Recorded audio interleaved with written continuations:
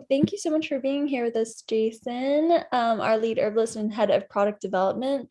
Our first question is just going to be really simple to start us off. What is CBD? So CBD is something you see everywhere these days, whether you're walking down to your convenience store or literally going to a gas station, and it's something that's definitely a little bit saturated, but once you take the magnifying glass to what it really is and realize that it does have a lot to offer, you will find a lot of benefit from it. CBD is one of the main compounds found in the cannabis plant. Cannabis meaning both hemp and marijuana. So cannabis is a species, marijuana is the female, hemp is the male. And in the case of marijuana, you have THC predominantly, and in hemp, you have CBD predominantly. Originally, marijuana was actually a one-to-one plant, more or less, meaning half of it was CBD and a whole number of other cannabinoids, and half of it was THC. So it was never too potent or too strong. It was always just quite medicinal. And then when economics came about and there was supply demand, we tried to pretty much breed a stronger or a better version, and inadvertently and accidentally bred out a lot of CBD from different strains and increased the THC. There's about probably 100 known cannabinoids found in cannabis plants, and they even say there's approximately 400. A few hundred of those are still unnamed or undiscovered. Yeah, so that's what the actual molecule is. What is a cannabinoid? You said there's multiple. Yeah, so a cannabis plant has active compounds which are cannabinoids or cannabinoids, depending on how it's pronounced. They're ones that you may have heard of. THC is the psychoactive one. CBD is less psychoactive. There's CBN, there's THCV, and depending actually on what one's looking to address, there are different ones that can be useful. And one thing I always like to say is there's never a plant or a compound that is a cure-all, and obviously avoid that at all costs if it's being advertised as such. But if you view any plant as an entire pharmacy, that's where the whole impression starts to make a little bit more sense. So in the case of cannabis, there's hundreds of cannabinoids, and then there's something called terpenes, which, just loosely put, not getting too detailed, is a lot of the scents that you get, and like depending on the strain names, like lemon haze or grape ape is another strain. It's because they share some of the same scent molecule as those actual foods, which also have medicinal benefits, but that's for a complete other class. Well, jumping off that, is the medicinal benefit of CBD? So I would say, so we'll start with probably one of the most one of the more common requests. And I'm having issues falling asleep or staying asleep or just sleeping in general. And something like melatonin isn't working, or let's say somebody's taking a prescription like Ambien, and nothing against prescriptions, nothing against melatonin, but CBD is a great healthy alternative. It's also extremely hard to take too much. You pretty much titrate it to your specific body's needs. And the way it addresses anxiety or sleep, we'll start with sleep. Sorry, the way it addresses sleep is it actually works with the same receptors in your brain that address melatonin. And melatonin itself is a growth hormone, which that's why a lot of individuals who have severe sleep deprivation would be like either below a certain weight percentile, or their bone density would be slightly less, because you need a melatonin for growth. So going back to anxiety, because I veered off there for a second, the way CBD works for anxiety is essentially, and really cool in my opinion, uh, very similar to the way that anxiety meds work, but in a much healthier version. So certain anxiety meds that many people have heard of, called benzodiazepines. That's the class that they fall under. These are Xanax, Valium, Ativan, Klonopin. They all are only able to work because of a naturally occurring chemical in your brain and body called GABA, in short. Now, what it does is it essentially, in addition to suppresses your central nervous system, which is reduces the breathing and the like, which can be dangerous if taken properly, it also floods your body with GABA, which is useful at the time, but long term it's not good, and it can also lead to dependence on that large amount. Um, but with CBD, a number of studies have found that it acts potentially as something called a positive allostatic modulator. Simply put, imagine you have sand, which let's say is GABA, and you have a pin, which is a receptor that picks up the GABA. So if I drop the sand on the pin, you can imagine only a small amount of the tip of that pin is going to pick up the GABA. So the receptor is only picking up so much GABA. But imagine now you have like a tea dish or a plate and you drop sand. Most of that sand is going to land on that plate. So that's essentially what a positive allostatic modulator is it widens that receptor. So when your body's naturally producing that GABA that relieves anxiety, the receptor in your brain is actually more available to utilize it. So you're not actually producing more of it, you're just using more of what you're naturally producing, which is just, a lot healthier and a better way to address anxiety, in my opinion.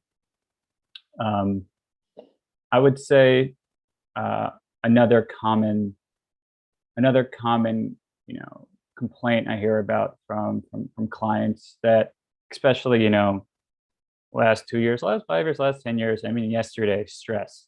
It's always stress. There's always something stressing someone out, and stress probably wreaks more havoc on the system than most things. And that's because, I would say, when we're not around it, we can create it on our own, which that's not something you could say for a substance.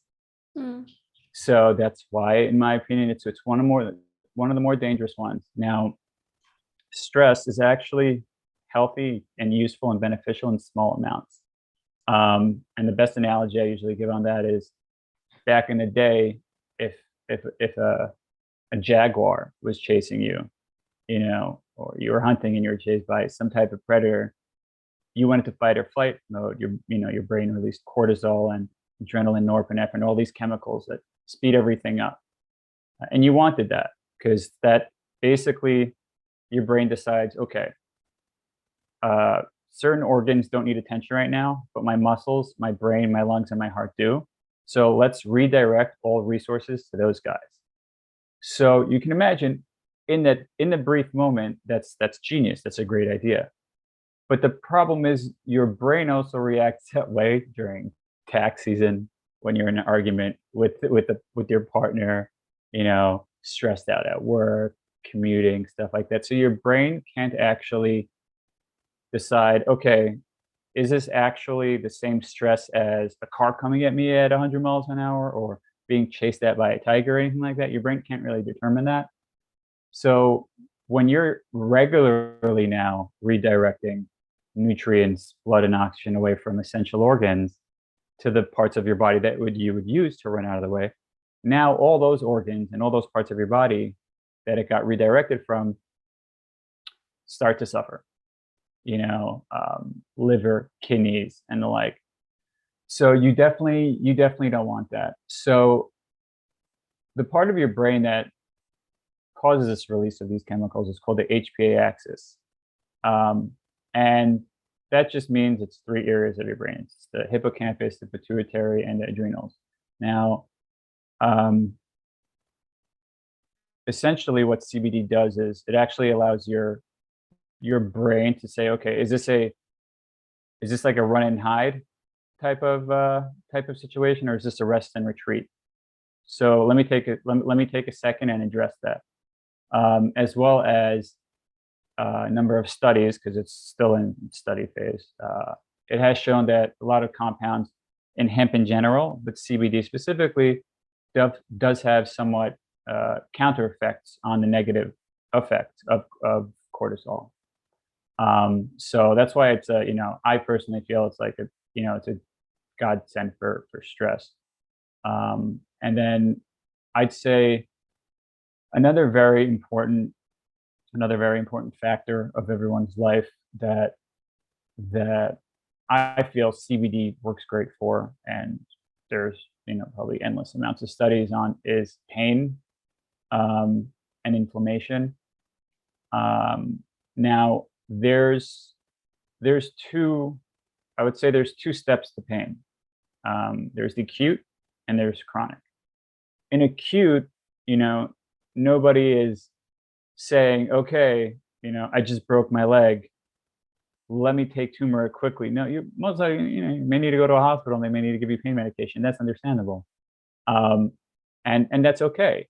The health part comes in when you're now in physical therapy and you're running the treadmill and you're rebuilding the ligaments and the muscles and you're training yourself on how to walk properly.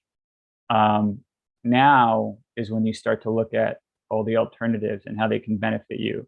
Because pain medication, albeit of course there's a place in the medical community for most medications, pain medication is a bit of a band-aid in the sense of it has a tendency to potentially make the brain lazy, in the sense of if somebody's in pain and there's a pain medication that literally mimics endorphins, then the brain says, okay, well, if you're going to take a pill that does what I would normally be doing, why should I waste the time and energy? You just take the pill. So I'm just going to relax. So taking things like CBD, which topically, for example, works with adenosine receptors, and those primarily, in a nutshell, have to do with cardiovascular, so circulation. So you you essentially want circulation, and when you hit your leg and then things swell up, that's usually sometimes because the blood vessels start to just shrink slightly, and then there comes swelling and all the other and then the sometimes that bruise, which is a rupture of a number of blood vessels under it. um, Now CBD can prevent that inflammation.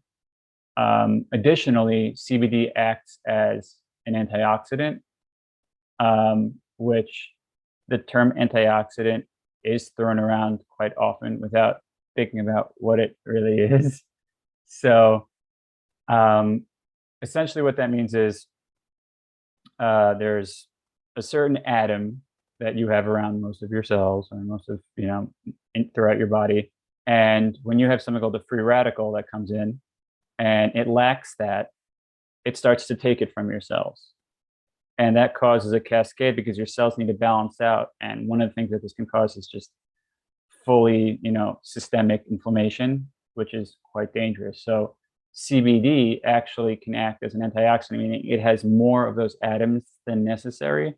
So when a free radical is introduced into your body and it takes it from the cannabinoid, everything is still in balance and nothing gets thrown out of whack. So those are like the main, I would say, the top 3 or 4 reasons why I find CBD extremely, extremely useful. There are still other key factors about actually CBD that one should know before looking into it for whatever they're looking to address. So one important factor is you know so okay, it's CBD. Is any CBD okay? Is all CBD the same? The answer is there in no way is all CBD the same. For example, if you see hemp oil, that is not CBD. You can fry an egg in it and you will get probably a good amount of omega fatty acids from it, but there's almost no cannabidiol, which is what CBD is. CBD oil, which is commonly suspended in hemp oil, that's where cannabidiol is. It's in the specific oil. So that's one thing to be very mindful of. If something that you're seeing that's very, very low price and of equal amount to something else that you've seen that's of higher rate, be mindful. You're very likely buying hemp oil. That's one. Another is CBD oil, or CBD in general, commonly comes in one of three forms. And it's very important to keep a lookout for, because they offer similar but slightly varying therapeutic properties. So one form is called an isolate, which is literally just CBD, nothing else is in it, and it can come in a number of delivery systems, which we'll talk about soon. But it's just CBD, which means that it has anti-inflammatory benefits, it has relaxing benefits. Another one is called a broad spectrum, which basically is oil was extracted from the plant, and then we removed one or two compounds. In the case of New York, with the laws being, with specific THC laws, which we'll get into as well, that thing that we'll remove sometimes if a product yields too high of THC, or we just opt out of having THC in a product, that compound would be THC, but everything else is still left in it. So you still get a plethora of benefits. What is And that then, process? Sorry, Jason. yeah, what was that? How do you remove certain molecules out of a CBD So plant? that's generally done in a lab. That's done in a lab, or if another way to do it, which is ironically even harder, is breeding something that has almost zero traces of THC. So it could be done in the lab, which still wouldn't make it synthetic, because we're actually removing, we're not adding, or it can be grown. And I would say last but definitely not least, and in my opinion the most important, is the full spectrum. And this is where something called the entourage effect comes into play. The entourage effect is basically means that in every essence, the plant is a polychemical plant, meaning it's one plant, like I said with the pharmacy analogy. It's one plant, but it comes with like hundreds of different compounds in it, medicinal benefits, medicinal compounds to it. So full spectrum means that there's everything in the plant. We took the plant, we extracted the oil, it's now in a bottle. And in our case, we'll add like peppermint oil for flavoring. That's definitely a go-to, because all the compounds start to complement each other. And even the small THC content that would be in a New York-based CBD product, especially Plant Alchemy CBD, is very much so noticeable. In my opinion, and a lot of people who've used CBD can definitely say that they've noticed difference between zero THC versus full spectrum, which leads to the how do you ask for CBD? What do you look for? So when you're going about and you're like, all right, I'm good for CBD, I want CBD, let me go look. So you want to know a couple of things. You want a full spectrum, unless you're specifically looking for a different form, which is okay. But if you're going to start off, you've never taken CBD, the best way is always full spectrum, and then you can decide from there. The next thing you're going to want is a COA, which is a certification of analysis, which basically means that, okay, I'm buying 1,000 milligram CBD, and indeed, I'm getting this COA from a third-party lab, so it's not our lab. A different scientist is looking at it, is saying, okay, it has this amount of CBD, this amount of other cannabinoids, and the like, and there's no heavy metals, no toxins, no fungus, things like that. And the last but not least, in the state of New York, for the time being, CBD generally will have 0.3% THC or below. So if you're buying a full spectrum CBD product and it says, and there's no THC in it, you're not buying a full spectrum product. So that's something to keep an eye out for. And those are really the main things you're looking for when you want a CBD. You want to know the source. You want organic, preferably outdoors. But to be honest with you, as most things, as technology evolves, we'll probably start to notice a lot more indoor growth. Once again, that doesn't, that doesn't negate anything, but depending on weather and stuff like that, it wouldn't be uncommon to see some very high quality, full spectrum CBD oils grown indoors. So from that, um, I think we could spring into dosage. Now, the dosage, it's definitely very, very personal because like I said, it's very hard to take too much CBD. Um, and if you were to take more than you intended, it's not one of those things where you would need to freak out. You'd probably just want to take a nap, realistically speaking. But there's a number of studies, and it's still debatable. And until your doctor is going to prescribe you CBD, these are different scientists who came together who said we notice certain effects from certain dosages. So, for example, like a microdose of CBD would be considered something like, I would say, 0.5 milligrams to, depending on the person, 20 milligrams. 20 milligrams may seem like a lot. Like I said, it's really, really personal. So, you have someone like a linebacker, who's always experiencing aches and pains, and they don't want to opt for high dose ibuprofen, which could cause like ulcers taken in high doses over a long period of time. 20 milligrams for them would be essential to a microdose, for someone of that size. 20 milligrams for me is definitely not a microdose, is a comfortable dose. I myself take 30 milligrams at a time, but people may find that between zero point 0.5 and 20 milligrams, they start to, notice stress relief, start to notice chronic headaches, which are also associated with stress and stuff like that. Kind of slightly less. It can help with nausea a little bit as well. From there, you have somewhat of a standardized dose, and the standardized dose is anywhere from 10 to 100 milligrams. Now, once again, this isn't necessarily at once.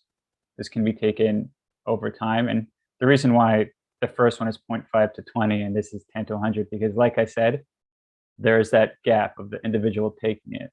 A common contributing factor that a lot of people don't realize is that if someone's a regular cannabis user, whether it's smoking hemp or whether it's smoking marijuana, either or, they'll also have significant resistance to a CBD oil.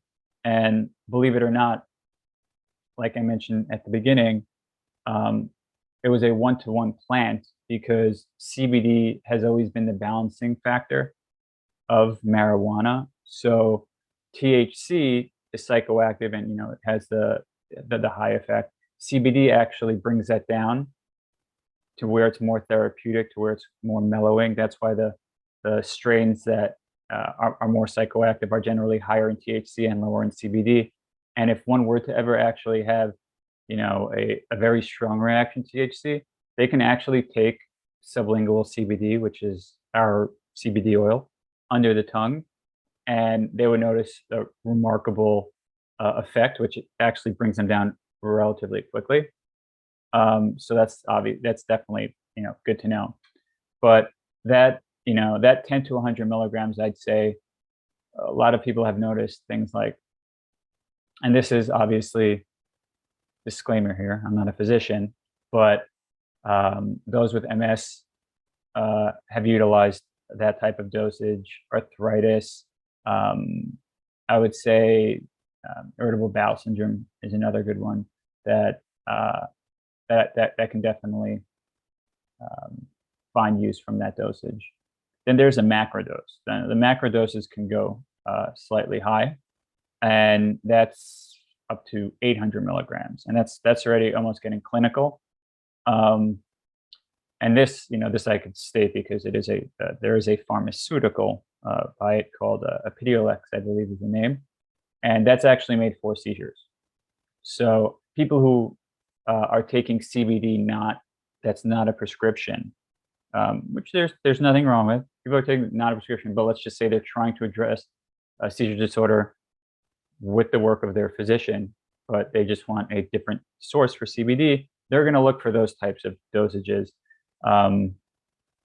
as well as um, for severe pain, that dosage has also shown um, lots of promise for chronic pain. Um, and I would say just as important as dosage is the method of ingestion. Mm. Before we go to Mhm, ingestion, I have a question from Jocelyn, which kind of fits into the dosage section, mhm. which is the dosage accumulative? Like if you take more over a certain amount of time, do you feel a better effect? Because Jocelyn's had an experience where she's only taken it for a short period, but it hasn't found it very effective. So that's definitely a very good question. So there's definitely a couple of factors that go into that. So one factor is um, the way someone metabolizes something. Everybody has different metabolic rates, um, as well as even in the pharmaceutical world, certain medications that will come up in the blood. If you took a blood test, literally right after someone took it, it doesn't start to affect for weeks. In the case of CBD, um, I would say that a lot of individuals have noticed immediate effects, but depending on the dose that's being taken and for the reason, sometimes it would be something like, 5 days to 2 weeks when you notice, at the beginning, I didn't really notice that much of an effect, but I noticed I'm actually less stressed or less anxious than when I originally started taking it. So some may benefit I usually recommend waiting like up to 2 weeks, before you decide yes or no to either that dosage or increasing a dosage or anything like that. Yeah, so now we can move on to where you were heading. Sorry to Yeah, interrupt, no but problem. what are some of the methods of ingestion? So the methods of ingestion are very important for a number of reasons. A is, I would say, there's um, rule of thumb when it comes to most therapeutics, probably whether it be pharmaceuticals or herbs, is the quicker it kicks in, the quicker it potentially will wear off. That doesn't mean if something kicks in 5 minutes, it's wearing off in 5 minutes. But for example, um, anybody who's utilized either hemp or marijuana by smoking it have noticed a pretty much immediate effect, but it's generally, I would say, 2 to 3 hours, and then after that, you already feel that effect, going away.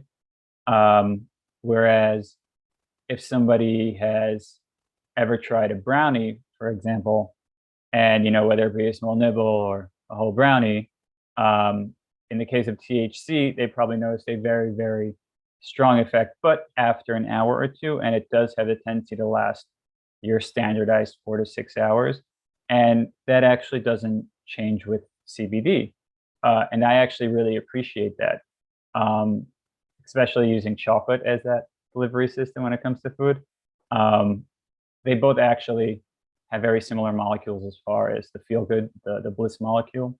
Um, but also with CBD, it'll take a little bit longer to kick in. Let's say max an hour, but you'll definitely notice effects for, I would say, 4 to 6 hours. Also, do bear in mind that it's also the type of CBD used. So if one's using the isolate, you may have one effect. If one's using the full spectrum, you'll have another effect. But generally, the edible will have as far as ingesting it, will have a 4 to 6 hour rate. And then there's an oral and mucosal route, which would be a tincture, a lozenge, anything that utilizes blood vessels in the mouth. So along the cheeks, it's called buccal membranes, and under the tongue, it's called sublingual. So in the case of the plant alchemy concentrated oils, you're utilizing sublingual and residual buccal, and then the rest via digestion. So the two main purple or blue blood vessels under the tongue absorb the majority of the compounds that are in the CBD oil, and then the buccal vessels absorb the rest, and then residual is ingested. That kicks in about a half hour, and I would say a solid 4 hours. which is good for most people because sometimes you may want to address something now, but know you're not going to need to address it later.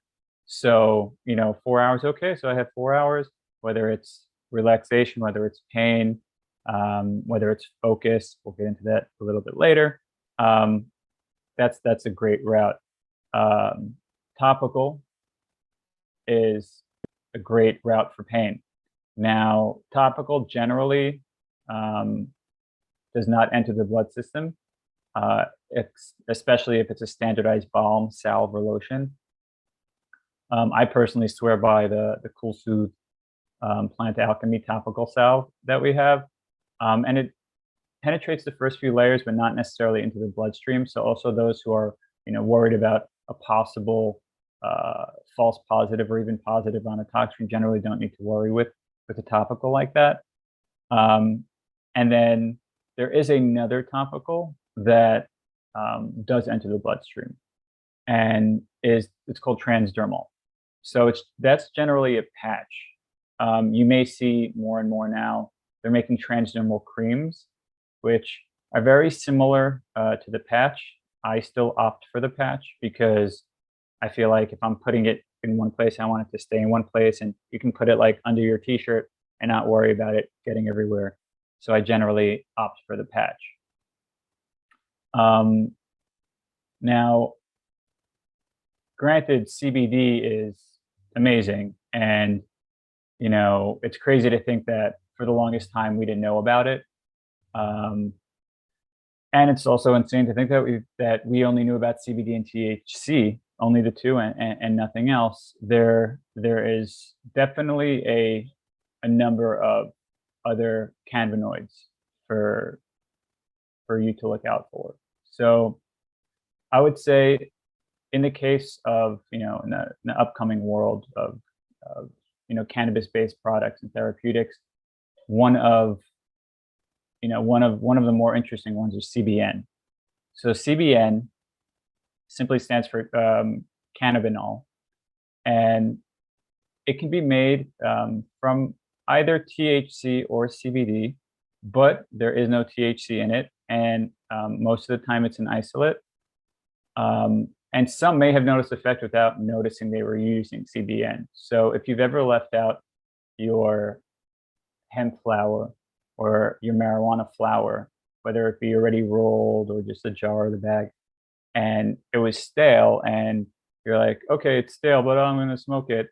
You may have noticed you actually got more tired than you necessarily would have gotten a buzz or a high. And that's because ultraviolet light plus overoxidation to CBD or THC actually converts it to a completely new molecule that is CBN. Now, CBN is 1/10 psychoactive, so it's essentially not psychoactive unless you knock back a whole bottle of it, which that's a serious waste in my opinion. But the great thing about it is it has all the sedation of THC with generally none of the psychoactivity, or that very minuscule 1/10 amount of psychoactivity. And a lot of people do mention that, they'll take it and they'll be like, oh, it was the weirdest thing. I was like, this stuff's not working, this stuff's not working. And then I woke up the next day refreshed, so which is kind of like the perfect thing. I wouldn't necessarily want someone to get a punch or a wave of a feeling before falling asleep, because the worst thing, one of the annoying things that can happen is you're reading a book or something and you're like 4 chapters in, and then you fall asleep. You took something to go to sleep, you fall asleep, you wake up the next day, you open the book, you're like, when did I read 4 chapters?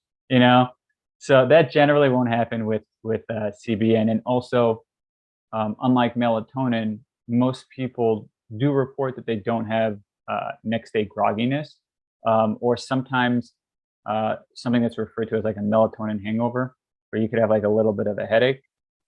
You generally don't get that from CBN. So we actually have a product which is literally my favorite sleeping item I've ever used, which is right here, Sleep Well, where it utilizes both CBD and CBN, and a single dose, which is a dropper full, is 30 milligrams of CBD and 10 milligrams of CBN. The only additions to that is food grade natural rose flavoring and coconut. And it honestly, it's probably giving me the best sleep. And I was a pre-med student, so I've tried a bunch of different things for sleep. And it's probably the best that I've tried. And yeah, and you can take it every night. And I found that the dose did not have to be adjusted, like didn't have to be increased. I actually found that sometimes I could take like half an ml, half a dropper, and it was quite effective as well. So CBN is definitely, definitely one to keep an eye out for. And also, since it is sedating, albeit it's for sleep, I wouldn't necessarily utilize it if one has to drive. But if someone's not driving, CBN I could see being used in the future as another cannabinoid to address anxiety because of that relaxation and sedation it provides. So that's also something to keep a lookout for. Another great cannabinoid to utilize, and it's kind of like, one of the more peculiar ones, is CBG. Now, CBG is pretty much the godfather molecule, so to speak, in the sense of if you took the cannabis plant from a molecular standpoint and you remove things, right? So like I mentioned earlier, you have broad spectrum. So if I took the plant and I removed THC, the plant can still exist. If I removed CBN, it could still exist. If I removed something called THCV, it could still exist.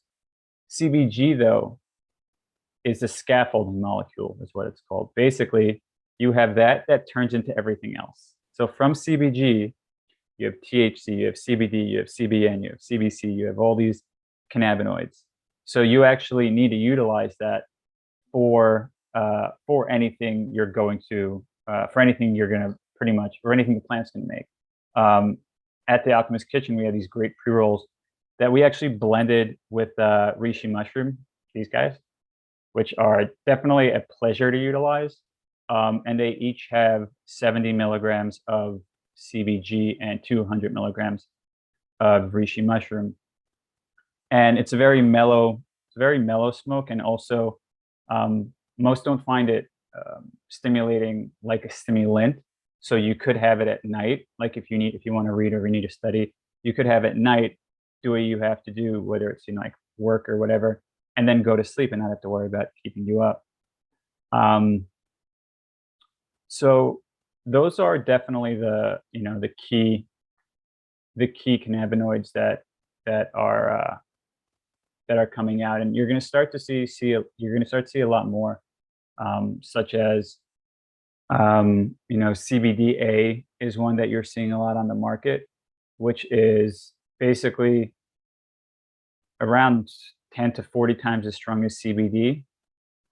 So I would say 40 milligrams of CBDA is equal to 400 milligrams of CBD. You're going to start to see products like that coming out, as well as different cannabis-based products that utilize terpenes. So to briefly touch on terpenes, if cannabis is a car, okay, cannabinoids would be the engine, and terpenes would be the steering wheel and chassis. And that's because cannabinoids, a lot of cannabinoids enter the blood-brain barrier. Not as much as THC, but they do. But cannabinoids are larger molecules, and the blood-brain barrier is like a very, very fine sieve. So an example is there's a terpene called myrcene, which actually thins out the blood-brain barrier very briefly, not in a dangerous amount, but just enough that the cannabinoids can more easily penetrate it and get to where they need to go. So a lot of different terpenes are being utilized for that. And to be honest with you, it would be an interesting idea to think about utilizing terpenes in a non-traditional way, such as, let's say, medications for cancer. If when it comes to specific something like cancer, a lot of doctors will say that, oh, a medication may have been made that can cure it, but the trick is getting the medication to the cancer, because it's kind of like known that cancer kind of has a mind of its own. So utilizing something like myrcene that makes something more feasible or more willing to take in another molecule, that's an interesting idea to take. So I always say that pretty much all medicine is complementary medicine, because the first line of defense and the first medical line of defense is your body. So when you're running, or when you're stressed out, or you need to get from point A to point B fast, you're releasing adrenaline, norepinephrine. When you're happy, you're releasing serotonin and tryptophan and stuff like that. But then sometimes you need to complement that, and that's where it could be herbs, or it could be medication come into play to do that. And there's in my opinion, there's no wrong answer to what someone chooses. It's just that I find that over a long period of time, especially with philosophy and neuroscience called neuroplasticity, where the brain most of the time bounces back to the point where a chunk of a hemisphere can actually be damaged and the brain would compensate. Um, Over time, if it's possible, to go onto a natural course, still along with the physician, I find that to just be an overall healthier approach. And also, for those on medications for long times, that can be beneficial, because then if they were to restart medications, their tolerance is now lowered, so they can, negate a lot of the side effects that they were getting from their medication by taking a lower dose.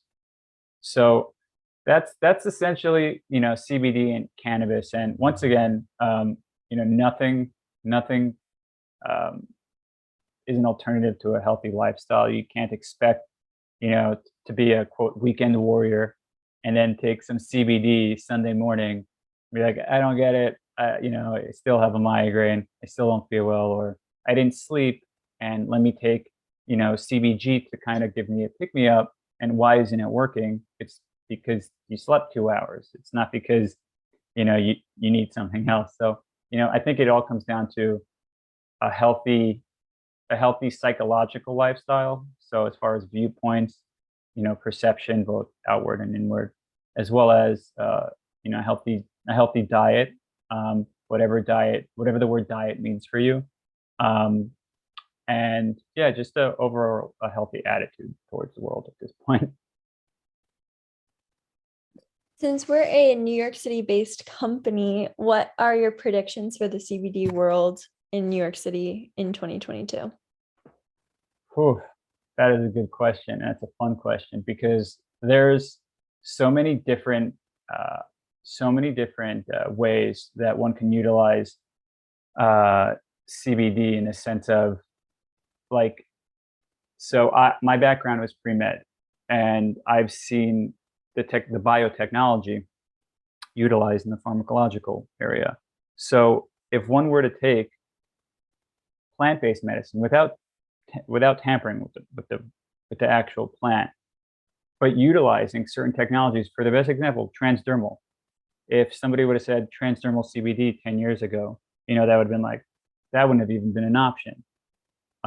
Now, there's transdermal creams, but CBD moving forward, with all the laws, we may, with legalization, if CBD can start to be taken from marijuana, you can also utilize a lot of other cannabinoids that are more prominent in marijuana, for example, and have a more definitely like a much more rounded set of therapeutic benefits.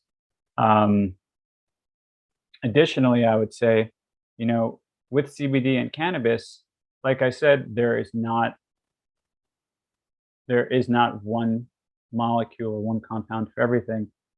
But when physicians, and this I think is the real future along the delivery systems, it's really physicians, um, when they start realizing and acknowledging, and they already are, I work with a number of them, But when they start realizing the real benefit to, you know, options for antidepressants, if one wants to try an alternative to their antidepressant, there's compounds that have shown increases in serotonin. If somebody wants to try an alternative to their opiate based pain medication, it's there. Anti-inflammatory, it's there. Anxiety, it's there. And once these doctors say, okay, you know what, let's give that a try, and potentially FDA approval, that would be like amazing, because then literally a doctor could prescribe CBD oil from wherever they would want. That would be very exciting. Well, if there isn't any other questions for Jason in the chat, I guess my final question would just be, what is a product that we offer that's a good introductory product to CBD? Someone who's never taken CBD before, wants to try, see how it works. Somebody who's never taken CBD, I would definitely recommend, if they want to try it, if they're looking to try CBD specifically for pain as an alternative to, let's say, their aspirin or their Advil, I would definitely say our standard strength gel caps. We do have an extra strength 75 milligram gel cap, but our standard gel caps, which are actually these guys right here, are 25 milligrams of our full spectrum CBD. It's literally the same CBD that's in our sublingual oil, minus the peppermint, because we don't need it to change the flavor. Or I would say 500 to 1,000 milligram concentrated oil. My favorite dosage in our concentrated oil is the 1,000 milligram, because it's simply double the dose, meaning it's 4 milligrams per drop. And on that note, actually, one thing to be mindful of is when you do see a CBD bottle, for many companies, including ours, when you see a large number like 1,000 or 500 or 330 or anything like that, that's generally, unlike a prescription bottle, that's the total amount of CBD in the whole bottle.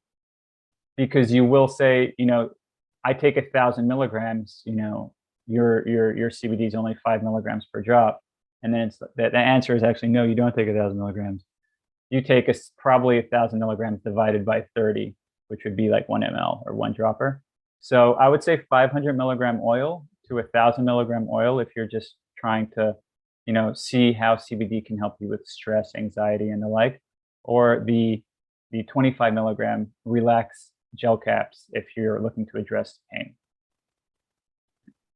Well, thank you so much for being with us tonight, Jason. I wanted you to offer the discount code that you have.